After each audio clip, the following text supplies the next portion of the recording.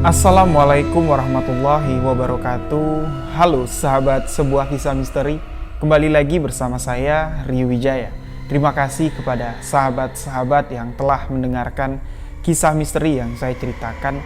Terima kasih juga kepada sahabat-sahabat yang selalu memberikan dukungan, memberikan support agar channel ini dapat berkembang. Untuk sahabat-sahabat yang telah memberikan like, komen, dan mensubscribe channel ini, saya ucapkan banyak-banyak terima kasih. Untuk sahabat-sahabat yang baru bergabung, baru mendengarkan kisah misteri yang saya ceritakan, sahabat-sahabat boleh mengklik tombol subscribe dan jangan lupa aktifkan notifikasi loncengnya agar tidak ketinggalan video-video sebuah kisah misteri selanjutnya. Di sebuah kisah misteri kali ini saya akan menceritakan sebuah kisah yang dibagikan oleh salah seorang sahabat yang bernama Imam. Beliau ingin membagikan pengalamannya yang beliau alami di tahun 2014 yang lalu, yang mana dia ditugaskan untuk pergi ke sebuah tempat yang cukup angker. Beliau menyebutnya dengan nama Gunung Emas, yang merupakan sebuah tempat atau sebuah tambang emas yang dulu di tahun 2000 pernah beroperasi, namun ada sebuah kejadian sehingga tambang itu ditutup dan di tahun 2014 tambang itu kembali dibuka. Nah, disitulah Imam mengalami banyak sekali gangguan-gangguan dari makhluk gaib penghuni tempat tersebut. Jadi, bagaimana kisahnya? Simak hanya di sebuah kisah misteri.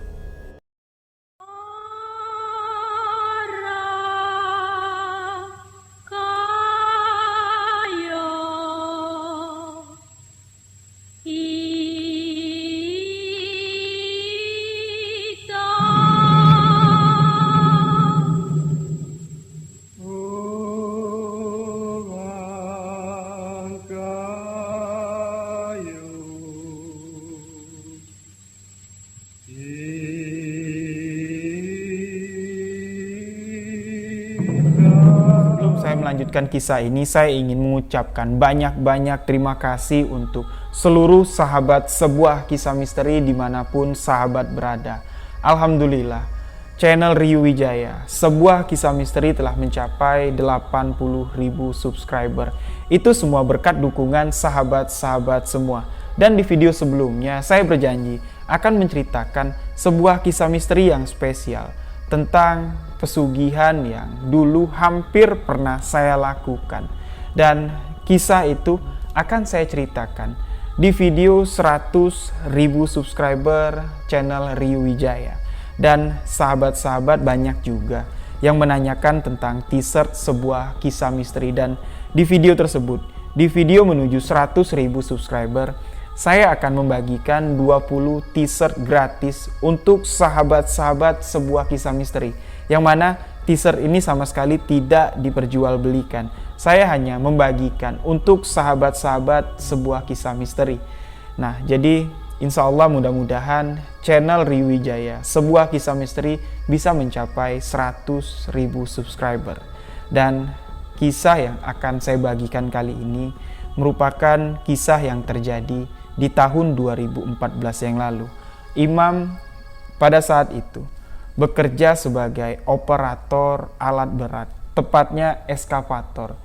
Dia diminta oleh bosnya untuk berangkat ke sebuah daerah yang terletak masih di Provinsi Jambi, yang mana lokasi itu terkenal sekali, banyak sekali tambang-tambang emas yang beroperasi di wilayah sana. Nah, si Imam ini, beliau tahu akan pergi menuju ke sana dan dia sudah banyak mendengar informasi dari teman-temannya kalau lokasi yang akan dituju oleh Imam ini merupakan sebuah tempat yang cukup angker.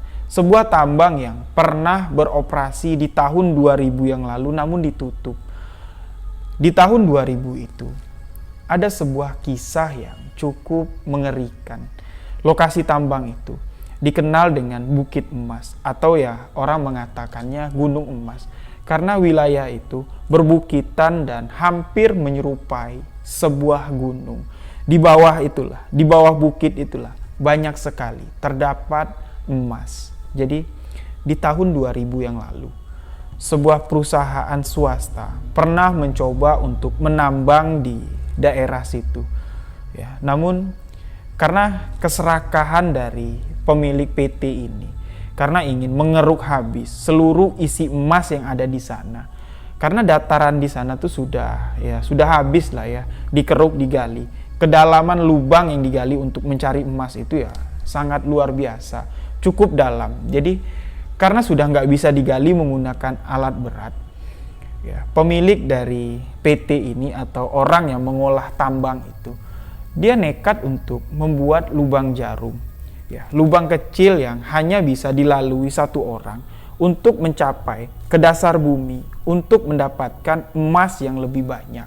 Namun naas, di tahun 2000 itu 2 lubang jarum yang dibangun, ya, terowongan untuk masuk ke perut bumi tiba-tiba ambles dan puluhan petambang yang ada di dalam yang sedang bekerja terkubur hidup-hidup.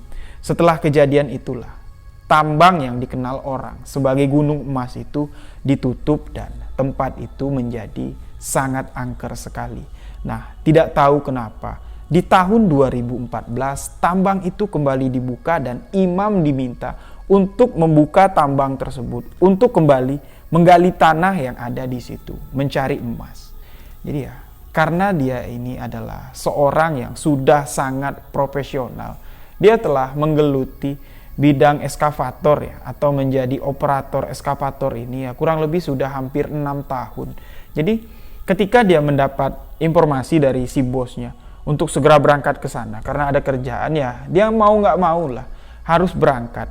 Ya, dia cuma modal bismillah, mudah-mudahan pekerjaannya lancar, tidak terjadi sesuatu hal yang mengerikan.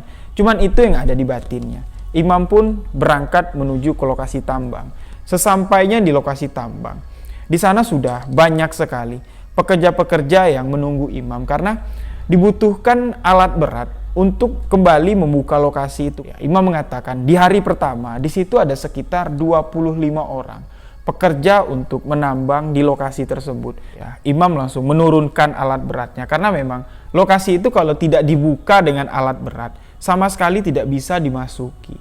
Ya, dari tahun 2000 sampai tahun 2014 lokasi itu tidak pernah dijamah lagi dan memang karena bekas tambang yang lama itu masih ada, ya, masih terlihat lah ya bekas galian itu sangat dalam. Nah, imam bertemu dengan mandor yang ada di sana. Mandor itu mengatakan kalau imam harus membawa alat beratnya ke atas bukit karena dia tidak akan menggali di bawah. Ya, dia akan menggali dari atas, menurunkan ya, tumpukan tanah yang di atas bukit itu untuk menimbun lubang yang lama. Ya, jadi bukit itu ya istilahnya akan dipindahkan lah, menutup bekas lubang yang bekas di tahun 2000 itu. Imam berpikir seperti ini, kalau alat beratnya dibawa naik ke atas bukit itu resikonya sangat tinggi sekali.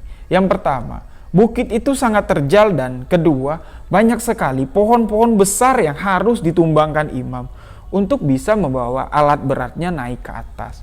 Ya, karena di sana hanya ada satu alat berat. Ya. Mau nggak mau, imam harus mengikuti apa yang diminta oleh mandor ini dan beberapa pekerja yang lain. Ya, tengah mempersiapkan camp untuk mereka tinggal. Nah, imam cuma meminta kepada mandor itu untuk dibawakan beberapa drum minyak untuk persediaan alat berat yang akan dioperasikannya dan mandor itu menyuruh beberapa anak buahnya ya dengan membawa seperti ya, troli lah ya, seperti gerobak gitu yang dibuat dari kayu dengan menggunakan roda, menaikkan beberapa drum minyak ke atas bukit tersebut dan imam mulai menjalankan alat beratnya. Jadi pada siang hari ya, saat itu ketika dia mulai bekerja, beberapa kayu besar yang ada di sana tuh ditumbangkan oleh imam karena kalau nggak ditumbangkan dia nggak bisa lewat. Alat yang cukup besar itu nggak bisa lewat naik ke atas bukit yang terjal. Ya, dia mau nggak mau lah. Padahal dia bilang sayang sekali. Ya, pohon-pohon besar yang ditumbangkan imam itu ya sudah sangat langka, sudah sangat jarang ditemukan. Karena pembabatan hutan di Sumatera ini ya cukup ekstrim. Ya, jadi dia mulai menjalankan mesinnya dan mulai naik ya, ke atas bukit. Dan kurang lebih menjelang sore hari lah, sekitar jam 3:30 lah, imam mengatakan alat beratnya pun sampai di atas bukit. Nah, jadi imam mematikan alatnya, dia turun ke bawah ya untuk melihat camp tempat mereka akan tinggal. Karena ya, untuk keluar masuk ke tempat itu jaraknya cukup jauh. Beliau mengatakan dari titik tempat dia bekerja untuk menuju ke desa terdekat yang ada di lokasi itu berjarak kurang lebih 24 km. Jadi mereka nggak bisa keluar masuk tuh, nggak bisa. Jadi mau nggak mau di tengah hutan itu, dia lokasi perbukitan itu, imam dan kawan-kawan yang lain mendirikan camp. Nah, menjelang maghrib, imam kembali untuk naik ke atas untuk mengecek alat, karena besok pagi-pagi sekali dia harus bekerja, dia harus menguruk tanah di atas bukit itu dan dijatuhkan ke bawah. Di bawah pun, ya, di bekas lubang galian itu, para pekerja yang sudah terbiasa lah ya untuk mendulang emas atau memisahkan tanah, bebatuan dan emas itu sudah siap. Beberapa alat ya, pompa air untuk menyiram tanah itu, untuk memisahkan batu dengan tanahnya itu, ya, mencari butiran-butiran emas itu sudah dipersiapkan. Jadi begitu tanah dilemparkan imam dari atas dengan alat beratnya, tanah itu nanti akan dimasukkan ke rel ya, seperti rel, dan disiram air. Disitulah mereka akan dapat memisahkan tanah, batu, dan butiran-butiran emas. Jadi di bawah ini sudah dipersiapkan, beberapa mesin air sudah disiapkan. Ya, pagi-pagi sekali, imam sudah naik ke atas bukit dan pekerja pun sudah mulai bersiap. Pertama kali imam mengeruk tanah di atas bukit itu. Kurang lebih 6 tahun dia menjadi operator alat berat. Nggak pernah dia merasakan kalau tenaga eskavatornya itu ketika membentur tanah itu sama sekali nggak ada artinya. Tanah itu sama sekali nggak bergerak. Seolah-olah mesin eskavatornya itu macet. Nah, jadi imam bingung. Loh, kok nggak bisa kegali, dia bilang. Dia turun mengecek kondisi tanah. Dia berpikir kalau mungkin batu besar ya. Jadi memang nggak bisa dikeruk dengan eskavator. Ya, dia turun ke bawah. Dia menginjak-injak tanah yang bekas dikeruk itu. Dia memastikan kalau itu ya benar-benar tanah. Tanah pada umumnya. Tapi di situ dia aneh. Loh, kenapa kok eskavatorku nggak bisa mengeruk tanah di sini? Nah, jadi imam memutar arah eskavatornya ya, untuk mengambil tanah atau menggali tanah di sudut yang lain. Lagi-lagi hal serupa terjadi. Nah, karena imam ini kesal. Aku udah 6 tahun ya, menggunakan eskavator ini. Banyak sudah tanah yang aku gali dengan alat ini. Baru pertama inilah aku dapat tanah yang sekeras ini. Jadi dia agak sedikit emosi dan memaksakan eskavatornya untuk bekerja lebih keras. Dan akhirnya di pagi hari itu, eskavator yang dibawa oleh imam ini mengalami kerusakan yang cukup parah. Nah, jadi ya, dia turun lagi ke bawah mengatakan kepada mandor, aku yakin kalau di atas bukit ini ya, ada apa-apanya, nggak biasa-biasanya Pak. Aku gali tanah sekeras itu sama sekali nggak bergerak. Dan eskavator yang aku bawa ini baru Pak, belum ada setahun ya, aku menggunakannya. Karena itu alat baru sekali. Nah, jadi sekarang rusak, mau nggak mau. Ya, pekerjaan hari itu harus tertunda dan mandor ini sempat marah dengan imam. Ya kamunya mungkin nggak becus. Masa alat baru yang kamu katakan bisa rusak? Kalau Bapak nggak percaya, ayo sama-sama kita ke atas, kita cek ya, tanah yang saya bilang keras. Ya memang kalau dilihat, kalau diinjak-injak tanah itu lembut. Tapi ketika eskavator ingin mengambilnya, ketika eskavator ingin mencangkulnya, sama sekali tanah itu nggak bergerak. Jangankan bergerak, bekas jejak eskavator aja tidak terlihat. Nah, si mandor ini nggak percaya, nggak mungkin lah. Ayo kita naik ke atas. Mereka berdua pun naik lagi ke atas bukit, mengecek tempat di sekitaran alat berat itu berada. Dan si mandor juga terheran-heran. Loh iya, bekas kamu menggali aja tuh nggak ada. Padahal ya saya perhatikan dari bawah, alat kamu bekerja itu ya seperti biasa. Dan si mandor itu berkata ya mau diapakan lah. Ya, saya akan coba telepon bos. Sesegera mungkin minta dikirimkan alat baru dan minta dibawakan mekanik untuk memperbaiki mesin eskavator kamu yang rusak. Jadi ya pagi itu mereka pun tidak dapat melakukan pekerjaan. Jadi ya pekerja yang ada di sana itu cuman keliling-keliling lokasi tambang. Mereka ingin tahu seberapa luas lokasi yang akan mereka tambang. Dan di sini Pak Mandor ini sudah memiliki firasat gak enak. Ya, karena si mandor ini sudah sangat pengalaman sekali lah untuk membuka lokasi tambang emas. Nah, jadi pagi itu dia pergi ke desa.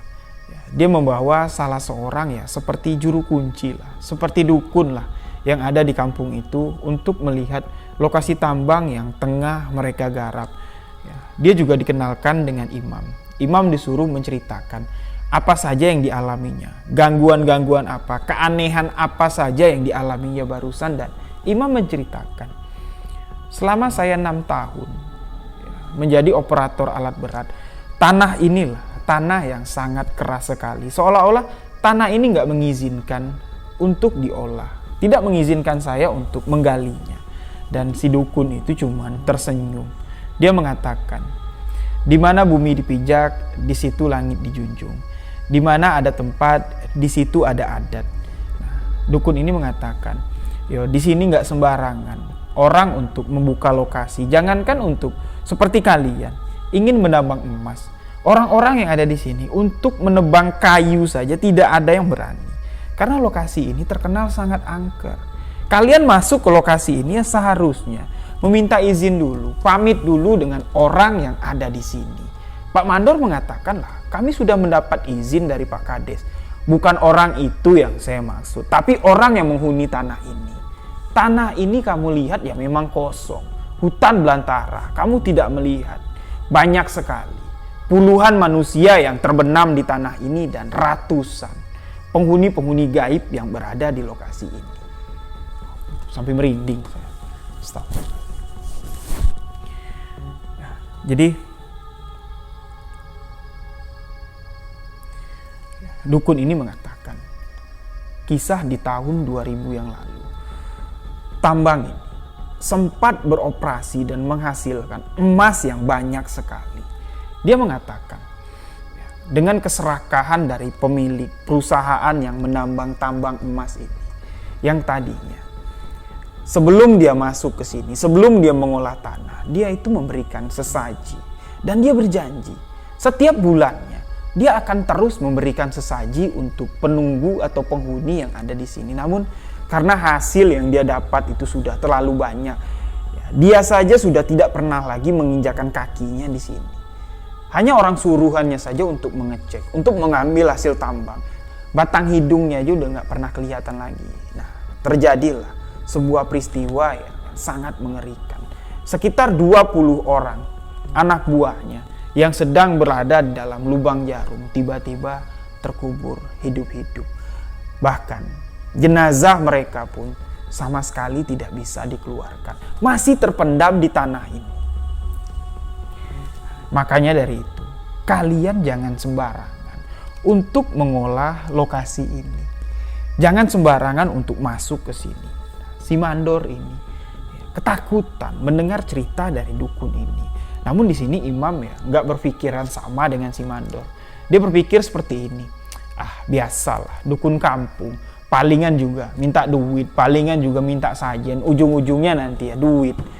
Imam langsung memberi kode kepada si Mandor ya untuk berbicara 4 mata berdua. Imam menyampaikan pendapatnya kepada Pak Mandor kalau dia nggak percaya dengan cerita si dukun ini. Ya tapi Pak Mandor ini karena dia juga orang yang pengalaman di bidang tambang, ya dia mengerti lah sedikit demi sedikit tentang ya masalah perizinan gaib lah ya, tentang sesaji-sesaji seperti itu yang memang seharusnya dilakukan.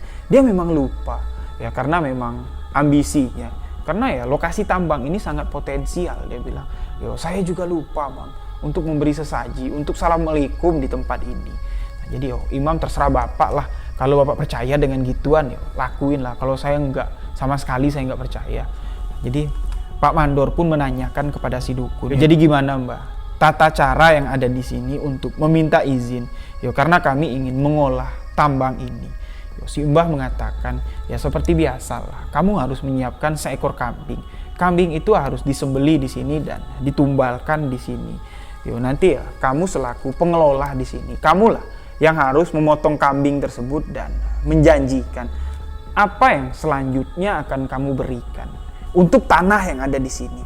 Kalau kamu tidak memberikan apa yang kamu janjikan, yo jangan harap emas-emas yang ada di sini itu akan bermunculan. Karena kamu tahu nggak, emas-emas yang ada di sini itu sudah ada yang punya.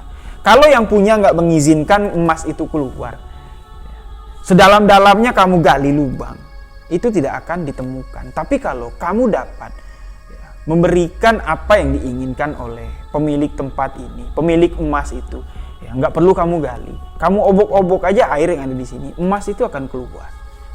Jadi si mandor ini mau lah ya mendengarkan hal seperti itu, ya karena memang dia niatnya ke sana kan cari emas. Semakin banyak emas yang didapatkan di lokasi itu ya semakin banyak keuntungan yang dia dapat.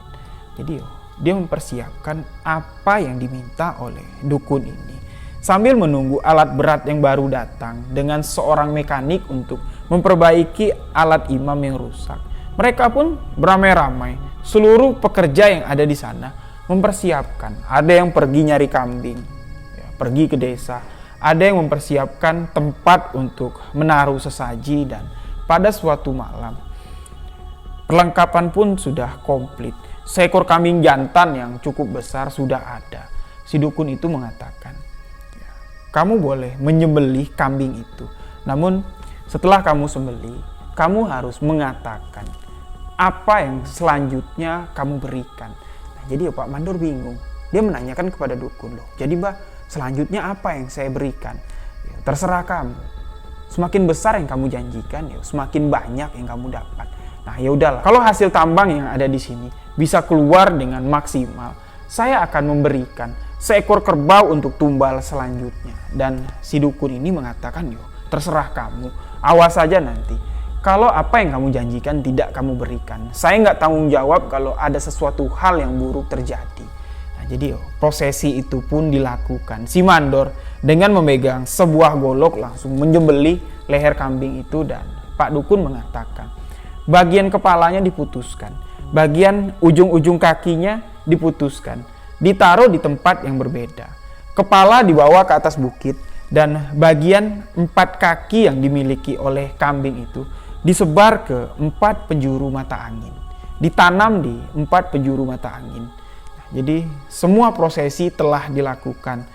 Jadi karena kambing ini yang digunakan itu hanya bagian kepala, bagian ujung-ujung kaki, dagingnya ini dibakar oleh mereka dan mereka makan pada malam itu. Namun ada beberapa pekerja yang iseng.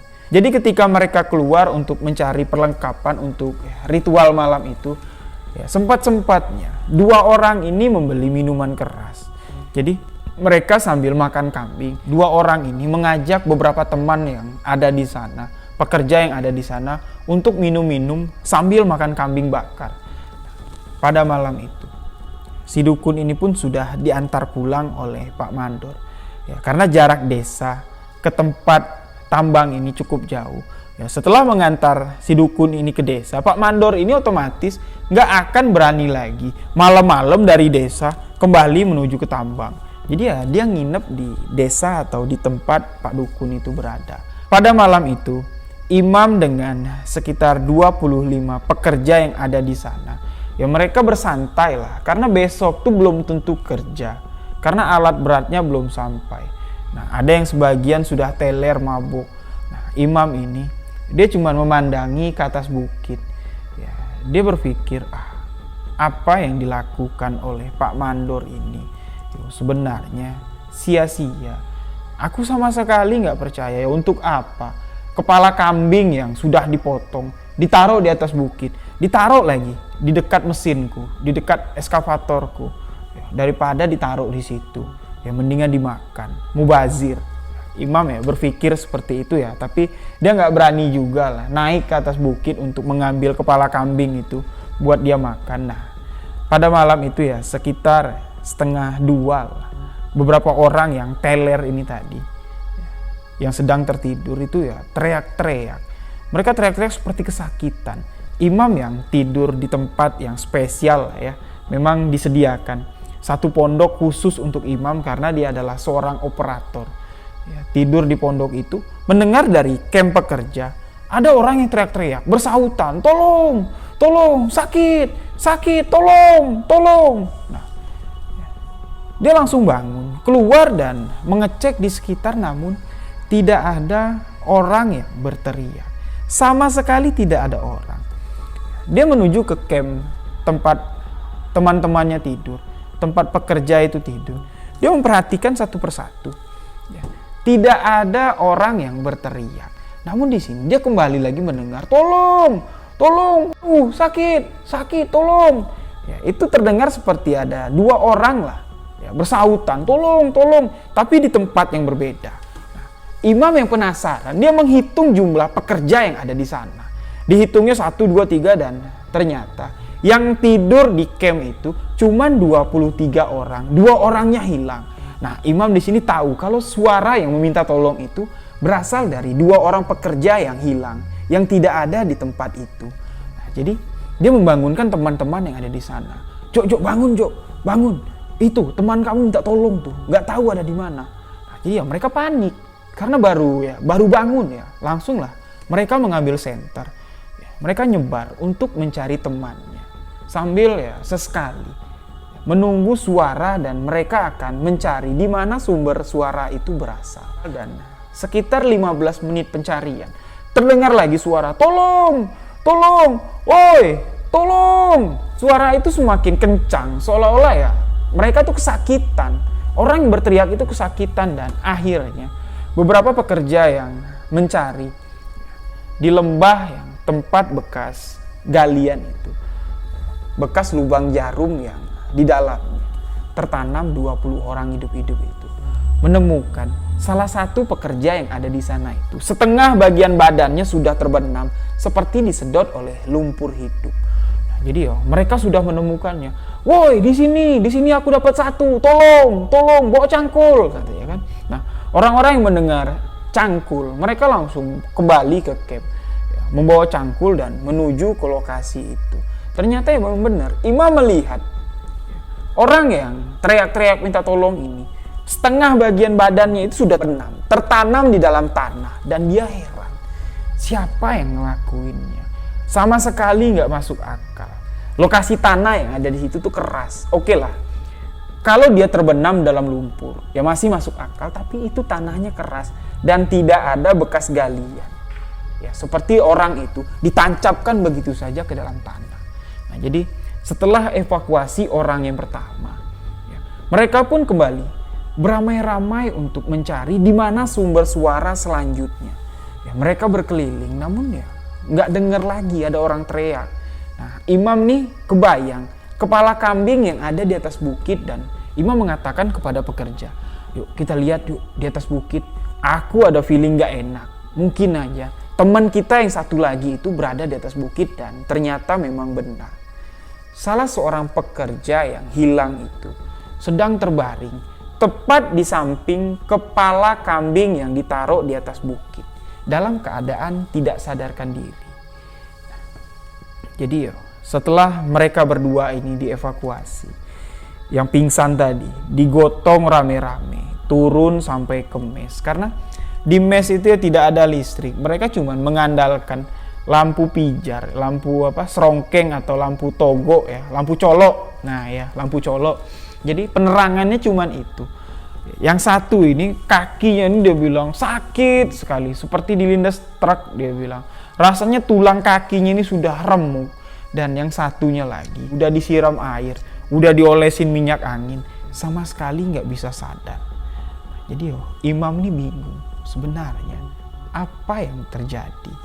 Jadi imam bertanya kepada pekerja-pekerja yang lain, kok kenapa ya kedua teman kita ini apes sekali? Dan salah seorang pekerja yang ada di sana tuh langsung ngejawab, dia tadi tuh bawa minuman ke sini. Ketika mereka keluar ke pasar untuk mencari perlengkapan untuk ya acara ritual tumbal kambing tadi, mereka sempat-sempatnya beli minum-minuman keras. Kami juga tadi sempat lah minum dikit.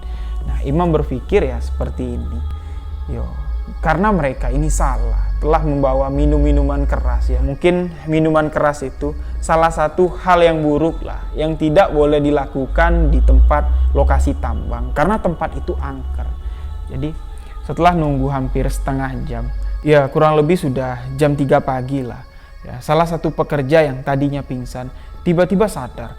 Dia langsung duduk ya, melihat ke sekitarnya. Dari wajahnya itu terlihat kebingungan dan ketakutan. Nah, salah satu pekerja yang ada di sana ya, memberikan air putih, menyuruh dia minum biar sadar ya. Dia mengambil air putih langsung diminum. Dia merasa seperti haus sekali.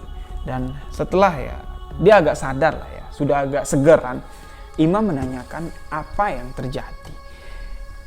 Sebelumnya imam juga sempat menanyakan kepada salah satu pekerja yang badannya tiba-tiba terbenam. Pekerja yang badannya terbenam ini menceritakan ketika dia tidur, dia udah tidur enak sekali, dia bilang dia udah mabuk ya, tidur udah enak, tiba-tiba badan itu terasa diangkat orang. Diangkat orang ya seperti digotong orang. Dia terasa badannya berguncang-guncang, namun dia nggak bisa membuka matanya, dan tiba-tiba dia ngerasa membentur bagian tanah.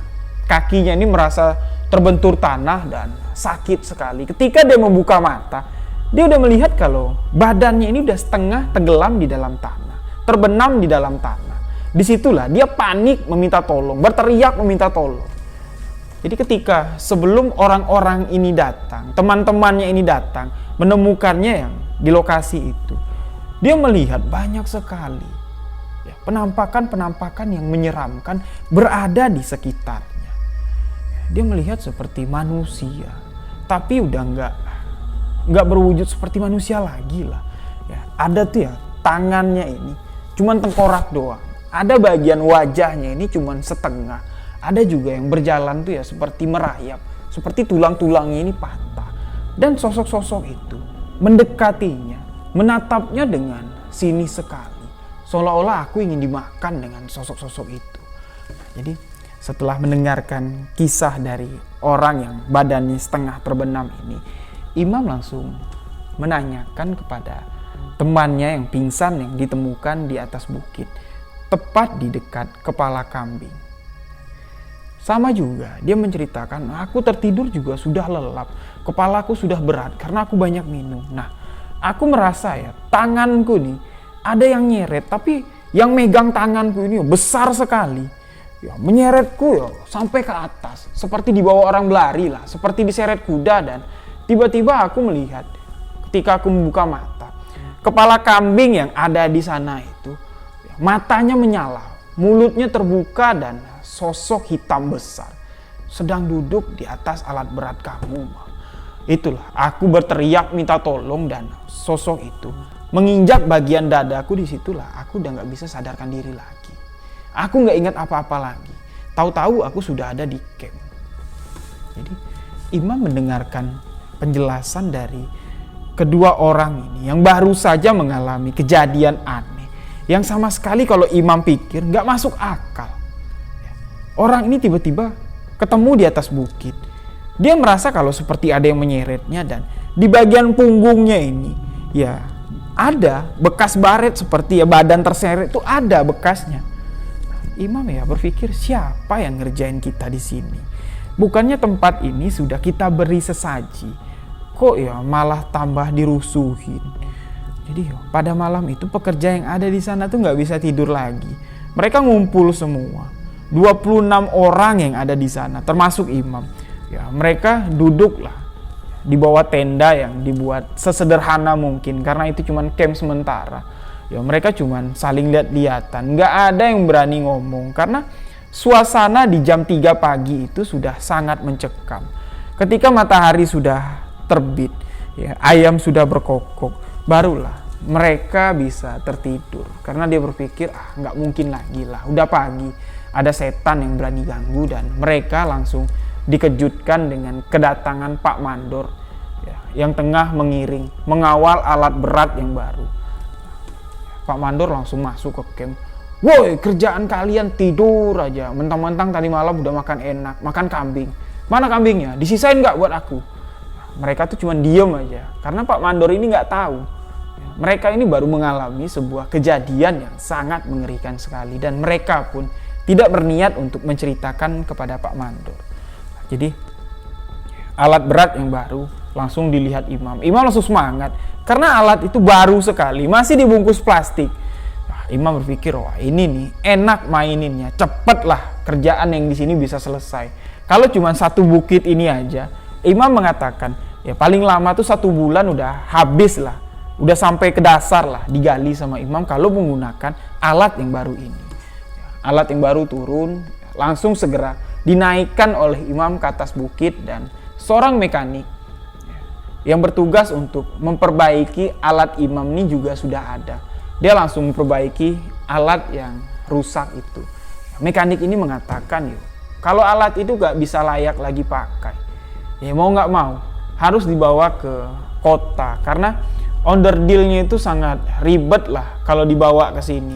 Nah, karena mobil yang untuk mengantar alat berat yang baru ini ada, ya, eskavator yang rusak ini didorong lah dengan eskavator yang digunakan oleh imam. Eskavator yang baru turun ke bukit dan naik ke atas mobil. Singkat cerita, mekanik yang datang ke sana, ya, membawa eskavator itu untuk ke kota untuk diperbaiki. Dan hari itu Pak Mandor mengatakan, ayo kita udah istirahat cukup lama di sini. 2 hari waktu terbuang sia-sia. Ini kalau bos tahu, kalau kerjaan kalian 2 hari di sini cuman bercanda, makan kambing, tidur, bangun siang, bos pasti akan marah. Ayo kita kerja. Jadi ya, alat yang baru ini digunakan imam tuh ya memang lancar. Tanah yang ada di sana tuh bisa digali, tapi imam nih geli ya, ngelihat kepala kambing itu yang sudah putus ya, yang mulutnya terbuka. Geli ngelihatnya masih ada di lokasi tambang itu, di atas bukit tempat dia menggali tanah. Nah, imam ini berpikir ya gini, karena udah semalaman ditinggal di atas bukit, ya mungkin prosesi untuk ya, demit yang ada di sana, ya, makan tumbal kepala kambing ini udah selesai. Imam pun iseng, dikeruknya lah kepala kambing itu dengan menggunakan eskavator dan dibuang ke arah sungai. Jadi ya dia menggali pada sore hari, ya karena waktu udah cukup gelap. Imam menyelesaikan pekerjaannya hari itu. Memang terlihat cepat sekali. Imam juga mengatakan dia nggak merasa kalau bukit itu bagian atas itu sudah datar. Dia semangat turun ke bawah, mandi dan beristirahat.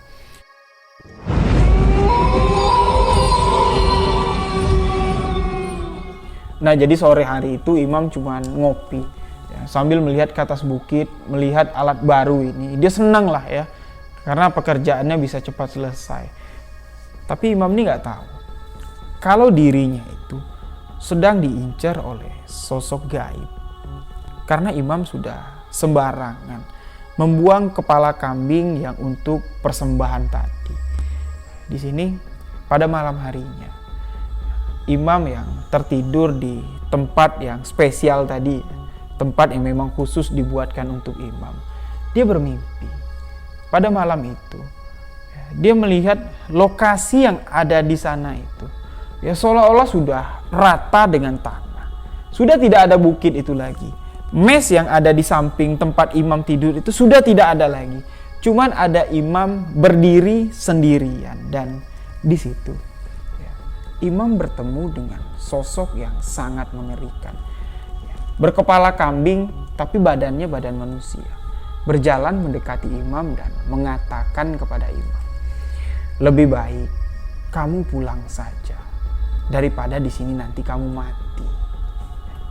Ketika imam mendengarkan itu, dia langsung terbangun, kaget karena sosok yang mengerikan itu mengancamnya, menyuruh imam pulang. Kalau imam nggak pulang, dia akan mati. Jadi imam yang orang yang nggak percayaan, dia berpikir mungkin cuma halusinasi, mungkin hanya ketakutan aku saja. Dia melanjutkan tidurnya dan keesokan harinya, karena bagian atas bukit itu sudah datar, imam mulai merambah ke bagian pinggir. Ke bagian pinggir bukit, tepat di bawahnya itu bekas galian lama, bekas 2 lubang jarum yang di dalamnya ada 20 orang pekerja yang terkubur hidup-hidup. Dia mulai menuruni bukit itu untuk menggali bagian atasnya dan tanahnya diturunkan ke bawah. Pas di bagian bukit samping itu terdapat sebuah pohon yang sangat besar. Ya, imam juga nggak tahu pohonnya itu namanya apa. Ya, agak-agak mirip lah rindangnya itu dengan pohon beringin, tapi bukan pohon beringin. Jadi pohon ini sangat menghalangi pekerjaan imam. Sebenarnya dia sayang, ya karena kalau pohon itu ada, tempat camp atau tempat tidur imam ini, kalau siang hari itu bisa terlindung oleh sinar matahari. Tapi mau nggak mau, Dia harus kembali menumbangkan pohon besar itu, dan tanpa ragu imam mengayunkan alat beratnya, ya, pohon yang berada di tebing yang curam. Sekali tarik dengan alat eskavator itu, pohon itu pun langsung tercabut dari akarnya dan menggelinding ke bawah. Ketika pohon itu tercabut, imam melihat ada sesuatu yang aneh, sesuatu yang belum pernah dilihat imam selama dia bekerja di dalam hutan. Jadi ya, ketika pohon itu akarnya tercabut, jelas sekali kalau imam ini melihat dari ruang kontrol mesin untuk mengoperasikan alat berat itu, dia melihat seperti ada percikan darah. Ya, seolah-olah pohon yang ditumbangkannya ini tuh bernyawa. Dia kaget, dia turun memastikan apakah benar itu percikan darah, dan ternyata memang benar. Di situ ya ada seperti bekas percikan darah, tapi nggak banyak. Yang lebih mengejutkan lagi, dari dalam lubang bekas pohon itu tercabut, imam menemukan kepala kambing yang tadinya dibuang oleh imam ke arah sungai. Dan nggak mungkin kepala kambing itu bisa berada di bawah tanah, tepat di bawah akar pohon itu. Jadi dia memperhatikan kepala kambing itu, dan dia masih ingat jelas kepala kambing yang dibuangnya itu sama persis dengan kepala kambing yang ditemukannya di dalam lubang bekas akar. Jadi imam cepet-cepet lah ya, naik lagi ke alat beratnya. Dia kembali meneruskan pekerjaannya, menggali bagian sisi dan bagian kepala kambingnya ini ditutup dengan tanah. Bekas lubang akar pohon yang tumbang tadi ditutup dengan tanah, dan imam langsung mengarahkan alatnya ke samping sebelah kanan, ke bagian depan lah jatuhnya. Dia lebih memilih untuk menggali di bagian sana. Dan ketika semua pekerjaan hari itu telah selesai, Pak Mandor datang menanyakan hasil tambang, menanyakan ada nggak potensi emas di bukit ini, dan pekerja yang ada di sana mengatakan emas yang ada di bukit itu sangat banyak sekali. 2 hari mereka kerja. Tanah yang diturunkan oleh imam dengan alat berat itu ya mungkin cuman bagian atasnya aja baru, belum ada 1/4. Namun emas yang mereka dapat sudah mencapai 2 ons. Pak Mandor ya melihat potensi yang sangat besar yang ada di sana. Ya, berniat untuk mendatangkan 1 alat berat lagi untuk membantu imam biar pekerjaan ini cepat selesai. Karena biasanya kalau di atas bukit itu sudah ada emas, pasti di bawahnya itu lebih banyak emas yang akan mereka dapat. Namun di sini imam menahan Pak Mandor. Gak usah lah Pak, saya sendirian aja. Ya paling lambat lah, kalau dengan alat yang baru ini, 2 minggu lagi ya mungkin sudah sampai ke tengah. Dan ditambah 10 hari lagi, mungkin saya sudah bisa menggali masuk ke dalam dasar tanah ini. Karena imam yakin dengan apa yang akan dilakukannya, Pak Mandor pun mengurungkan niatnya untuk mendatangkan alat baru. Jadi pada malam itu Pak Mandor ya, seperti biasa setelah mengecek hasil tambang, membawanya pulang. Dia langsung pulang ke desa. Dia tuh sama sekali tidak pernah nginep sama-sama teman-teman yang ada di sana, tuh nggak pernah, karena dia tuh penakut. Dan pada malam itu lagi-lagi imam bermimpi didatangi oleh seorang ibu-ibu menggunakan pakaiannya seperti pakaian adat zaman dulu, pakaian orang kerajaan zaman dulu lah, masih menggunakan kemben, masih menggunakan kebaya, dan ibu-ibu ini tengah menggendong seperti anak kecil. Namun karena gendongan itu terbuat dari kain selendang dan anak yang dibawanya ini diselimuti oleh kain itu, jadi nggak kelihatan bentuk atau wujud anak yang digendong oleh ibu-ibu itu. Berjalan dari jauh, mendekati imam, dan ibu-ibu itu berkata, "Gara-gara kamu, anakku mati. Kamu harus tanggung jawab. Kamu harus jadi anakku." Jadi ya, imam ini diperlihatkan oleh ibu-ibu itu apa yang tengah digendongnya, dan di situ imam sangat terkejut. Dia melihat kalau sesosok anak kecil, ya kurang lebih sekitar berusia 2,5 tahun lah, digendong ibu-ibu itu dengan tubuh yang seperti hancur. Seperti bagian kepalanya ini terkerowak seperti terkena benda tajam. Dan ibu-ibu itu mengatakan, "Ini anakku, mati gara-gara kamu. Ya, jadi ya imam yang ketakutan melihat ibu-ibu ini minta pertanggungjawaban, dan di situ ibu-ibu itu berubah menjadi sosok yang sangat mengerikan.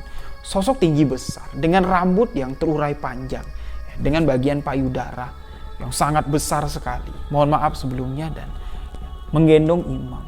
Menimangnya seperti anak kecil seperti ini. Imam cuma bisa melihat. Sama sekali dia tidak bisa berbuat apa-apa. Bagian mulut dari ibu-ibu ini penuh dengan darah. Dan air liurnya itu menetes ke tubuh imam. Disitulah dia baru terbangun. Ketika dia terbangun, seluruh bagian tubuhnya ini ya kotor. Seperti ada orang yang memegangnya dengan tangan yang berlumpur. Dan di bagian bajunya ini tercium bau amis sekali. Seperti bau iler yang ada di ibu-ibu itu. Yang keluar dari mulutnya. Jadi imam yang mengalami sebuah peristiwa yang cukup mengerikan. Dia langsung teriak, "Tolong! Tolong!" Dia langsung keluar dari tempat tidurnya. Gabung dengan teman-teman yang lain, dan di situ aneh. 25 orang yang ada di camp itu tertidur sama sekali, tidak mendengar teriakan dari imam. Imam mencoba, "Woi, bangun, bangun, bangun, tolong." Nah, orang-orang yang ada di sana itu tertidur lelap sekali. Sama sekali tidak bisa dibangunkan, dan imam mendengar alat berat yang ada di bukit itu tiba-tiba menyala. Lampunya menyala, dan bagian kepala eskavator itu untuk mencedok tanah itu tuh bergerak ke kiri dan ke kanan. Seolah-olah ada yang memainkannya. Jadi imam penasaran. Walaupun dia takut, dia penasaran. Pelan-pelan ngintip-ngindik lah ya. Bersembunyi di balik pepohonan dari bawah. Dia melihat kalau ada anak kecil. Ya, anak kecil yang dilihatnya di dalam mimpi. Dengan bagian kepala itu yang setengahnya itu udah gak ada lagi, terkerowak. Sedang memainkan alat yang ada di atas bukit itu. Mengoperasikan alat yang ada di atas bukit itu, dan imam sangat ketakutan. Sangat ketakutan. Karena ya dia bingung harus berbuat apa. Nah, jadi imam yang gak tahu harus berbuat apa. Dia langsung kembali lagi ke camp. Dia langsung tengkurap, sama sekali gak bergerak. Nah, disitulah dia mendengar banyak sekali suara orang yang ada di sana. Seperti camp itu ya keadaannya siang. Dia mencoba untuk mengintip kalau teman-temannya itu masih tertidur. Namun suara orang itu ada. Seperti pekerja yang berasal dari Pulau Jawa. Menggunakan bahasa Jawa. Jadi pada pagi harinya imam ketakutan. Dia terserang demam. Demam tinggi. Ketika Pak Mandor datang menanyakan keadaan imam, dia cuma mengatakan, "Yo, minta maaf Pak. Mungkin pagi ini aku gak bisa kerja dulu. Ya mudah-mudahan lah Pak. Siang nanti setelah aku minum obat pagi ini, kalau aku udah enakan, aku kembali kerja lagi." Pak Mandor cuma bilang, "Yo, kalau kamu mau istirahat, istirahat aja lah dulu. Itu juga teman-teman kamu mau ngabisin stok tanah yang kamu turunkan kemarin. Belum semuanya didulang, belum semuanya dimasukkan ke alat." Jadi imam ya agak lega lah, karena Pak Mandor ini pengertian sekali. Dan hari itu imam cuman tertidur karena dia nggak tidur lah ya semalaman, ketakutan. Dan pada malam harinya dia menceritakan kejadian itu ke beberapa pekerja yang ada di sana. Yo, sebenarnya maksud imam ini menceritakan itu bukan buat nakut-nakutin, tapi cuman sekedar untuk memperingati mereka yang ada di sana. Jangan berbuat aneh-aneh, karena aku aja udah dapat tulahnya. Aku udah dapat gangguan dari makhluk yang ada di sini. Gara-gara pertama, aku membuang kepala kambing yang untuk dijadikan sesaji. Yang kedua, aku menumbangkan pohon besar yang ada di atas bukit itu. Dan pada malam harinya, ibu-ibu yang tiba-tiba berubah wujud menjadi sosok yang mengerikan, mengatakan kalau aku membunuh anaknya. Yo, aku berpikir seperti ini. Pohon besar itulah yang dimaksud anak dari sosok yang mengerikan itu. Karena aku melihat dengan mata kepalaku sendiri. Ketika pohon itu tumbang, akarnya tercabut, aku melihat ada percikan darah. Ketika aku mengecek ke bawah, ya memang ada terlihat sedikit percikan darah. Jadi teman-teman yang ada di sana tuh ketakutan. Karena beberapa malam yang lalu, 2 orang mengalami peristiwa yang sangat ganjil, dan malam kemarin imam yang mendapatkan teror. Jadi Mereka mengatakan kepada imam, loh, jadi gimana mam? Sebaiknya kita ini gimana? Ya nggak tahulah. Aku mau pulang juga tanggung. Kalau aku pulang sekarang, aku diomelin sama bos tuh pasti. Alat udah rusak. Aku nggak nyelesain kerjaan. Bikin bos pusing. Mau bertahan di sini juga. Aku takut. Karena aku sudah diperingati. Kalau aku nggak pulang, aku mati. Jadi salah seorang pekerja yang diseniorkan lah, yang berada di rombongan 25 orang ini mengatakan kepada imam, ya udahlah nak, kalau kamu mau pulang, pulang aja lah. Jangan pikirin, takut dimarahin bos. Kalau aku jadi kamu, aku udah gak mikirin apa-apa. Karena apa yang kamu alami dalam mimpi itu merupakan peringatan yang nyata. Karena ini hutan, ini tempat yang angker. Bukan tempat yang sembarangan. Sebenarnya kita juga salah. Kita yang ada di sini rata-rata tahulah tanah yang kita pijak sekarang ini bekas tanah pesugihan. 20 orang menjadi tumbal di tanah ini dan jasad mereka masih terkubur sampai hari ini. Jadi beberapa pekerja yang tidak tahu kisah ini minta diceritakan seperti apa kejadian tahun 2000 yang lalu dan diceritakanlah oleh pekerja senior yang ada di sana. Nah, singkat cerita, malam itu mereka pun tertidur. Imam tidak mau lagi. Tidur di campnya itu dia nggak mau lagi. Akhirnya 26 orang tidur di sebuah tenda yang sangat sederhana. Lagi-lagi, di sini imam didatangi oleh sosok seorang perempuan tua. Perempuan tua itu kembali memperingati imam. Nak, lebih baik kamu sekarang pulang. Kalau kamu masih bertahan di sini, kamu pasti akan mati. Lebih baik kamu pulang. Imam pun tersadar dari tidurnya. Dia berpikir seperti ini. Peringatan ini sudah berkali-kali didengarnya.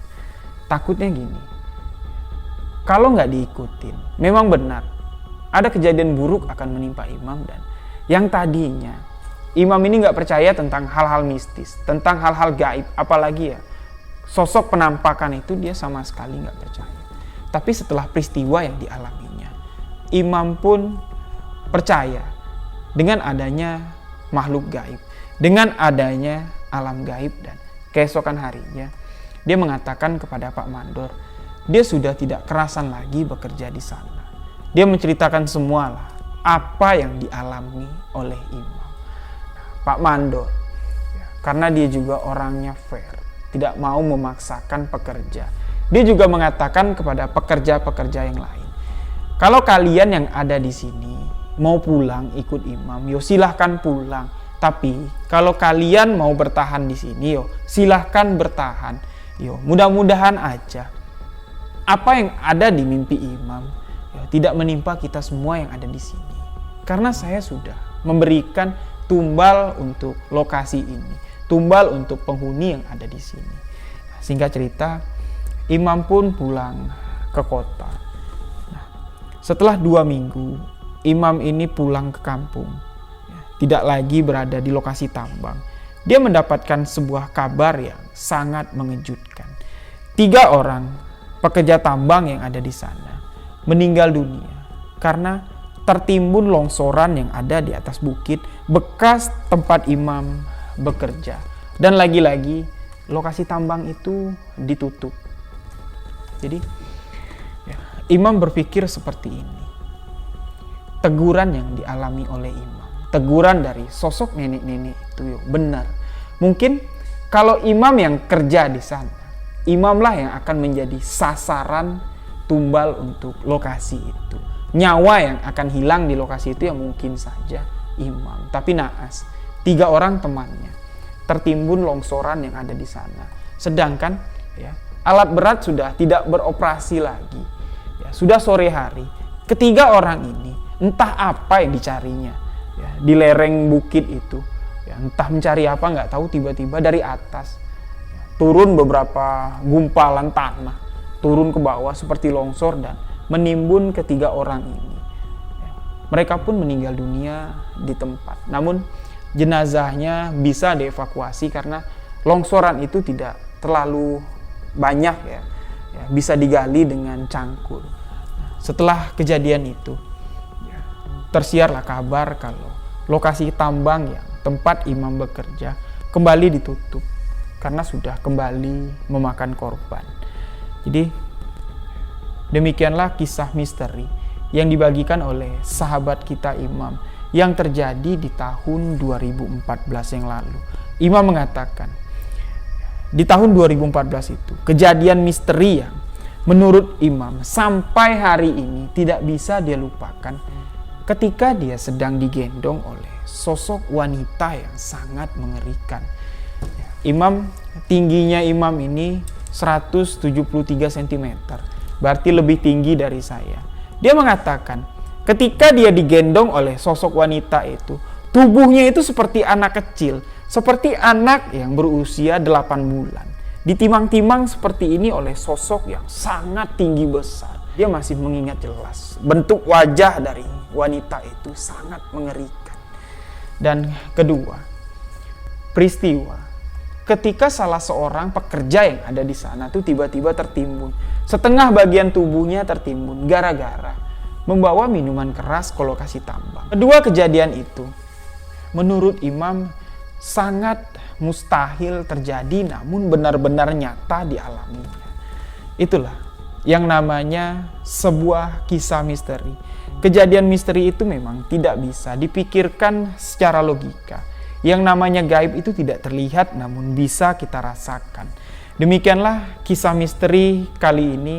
Mohon maaf jika ada salah-salah kata, salah-salah ucapan dalam penyampaian kisah kali ini.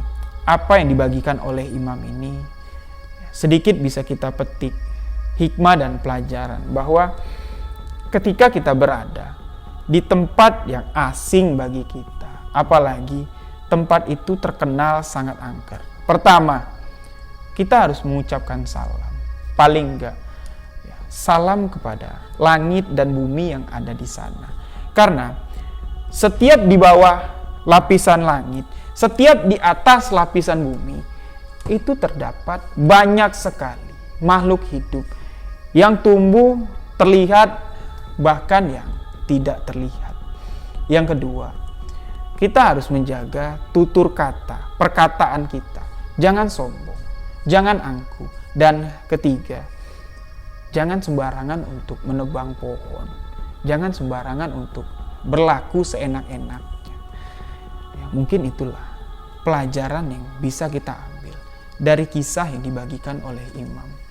Terima kasih saya ucapkan kepada sahabat-sahabat yang telah mendengarkan kisah ini. Untuk video selanjutnya, saya akan kembali menceritakan sebuah kisah misteri untuk sahabat semua.